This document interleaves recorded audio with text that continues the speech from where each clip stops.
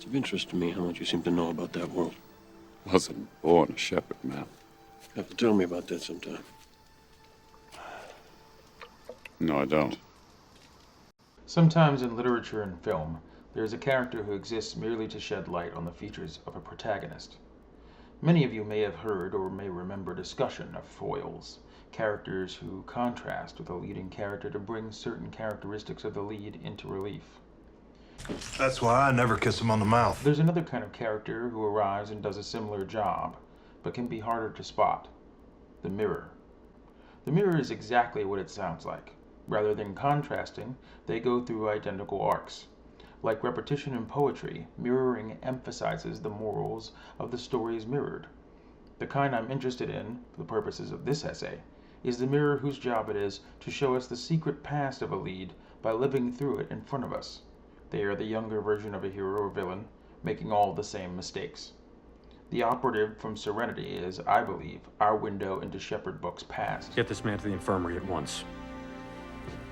One day you're gonna tell us all how a preacher knows so damn much about crime. I told them the Tams were no longer a threat. Damage done. They might listen. But I think they know I'm no longer their man. But I'm not talking about Firefly right now.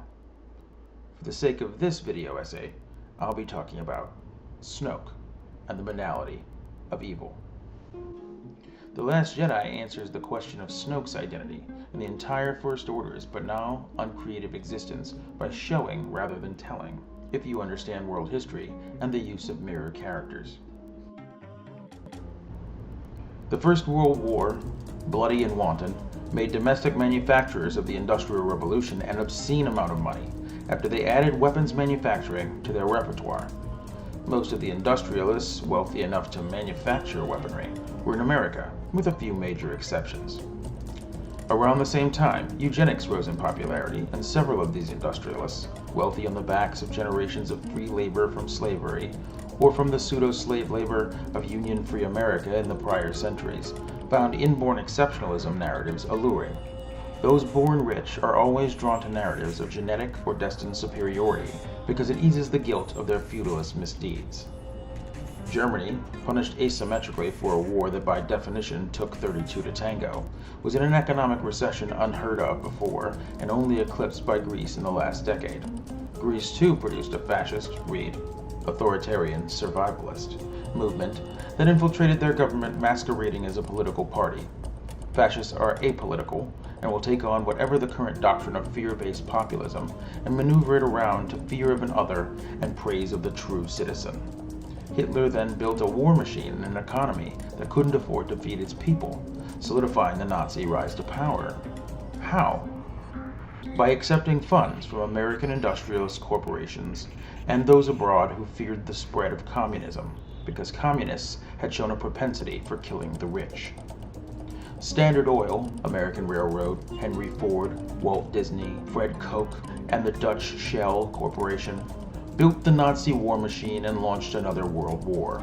With his gold lame bathrobe and his alt-right neo-fascist army built from scratch, his lack of Sith affiliation, Snoke is a Dark Force user only in that it helped him amass a fortune warmongering.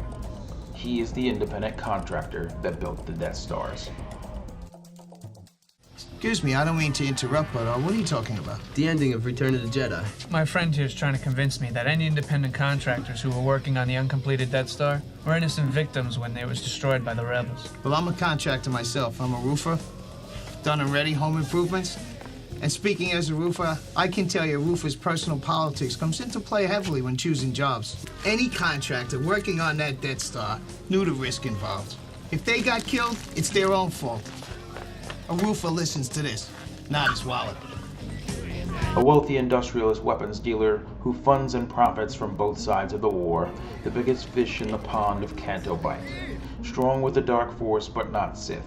Purer, someone who worships nothing but power. A collector of war memorabilia, including Darth Vader's helmet. There's a whole subculture of people who collect this Nazi shit. And likely Luke's lightsaber, which was a MacGuffin in the earlier drafts of The Force Awakens, and whose DNA is still throughout the series.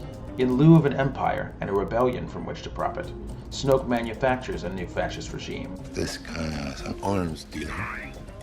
Made his bank selling weapons to the bad guys. Recruits are likely core planet humans born far enough after the prior two wars into prosperous peacetime to have the privilege of romanticizing the Empire, and whom the new inclusive community of the New Republic threatens.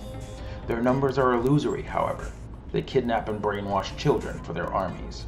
Perhaps Leader Snoke should consider using a clone army. My men are exceptionally trained, programmed from birth. Sidious's clones likewise inflated the Empire's numbers until recruitment through intimidation, ignorance, and normalization became so easy even Luke himself was ready to join the Stormtroopers in the original film. And if these new droids do work out, I want to transmit my application to the Academy this year. We likewise know now that early film of the Nazi army featured hundreds of extras in uniform to give the impression of the inescapability and unilateral acceptance necessary to recruit. The Nazis, as well as current far-right extremists, likewise use childhood indoctrination to artificially propagate an otherwise self-defeating, logically fallacious movement. Star Wars simplifies these things in metaphor, as usual. Snoke's manufactured fascism is then also designed to cause a similar result. He buys stormtroopers, corrupts a Vader, hires a Tarkin, and builds a Death Star. Snoke, Kylo, and the First Order are neither creative nor interested in originality or expression. His only interest in attacking the Republic is to produce another rebellion he can charge for weaponry and ammo, even as he is the one they fight. Snoke dies at the hands of Kylo Ren as Kylo's true dark side conversion, as Kylo was always the dark side's true believer and avatar. Like Snoke uses the dark side as a tool to serve his own purposes, the dark side uses Snoke to resurrect itself in a new age. No longer a child pretending at evil, Kylo destroys both his father figures and literalizes the confidence game Snoke began only to make money. The third in the series will necessarily see Kylo wreak a far more original brand of havoc through the galaxy, now he is past the point of redemption. Rey's humble, unrelated origins serve multiple purposes. First, it returns the Force to the surrounding, binding energy field of Yoda's luminous, non-crude beings. Life creates it. Makes it grow. Its energy surrounds us and binds us. Luminous beings, Zogi, not this crude matter. The inclusive Force not tied to innate birthright. This not only undoes the damage of Lucas's midichlorians and the trope of family lineage that birthed the dangerous boomer millennial specialness obsession, but also brings us back around to the original Star Wars, before Vader was father, when he was the embodiment of an unknown evil, and Luke was an everyman. Rey is any of us. The reveal of her mundanity returns us to the anti-fascist, anti-eugenic themes of the first film. Last, it sets her at full odds with Supreme Leader Snoke. Romanticizing the rebellion in her heart but without ambition or avarice, Rey is likewise unconnected to the earlier stories in any large way, though her family members must have lived through the original events in some capacity.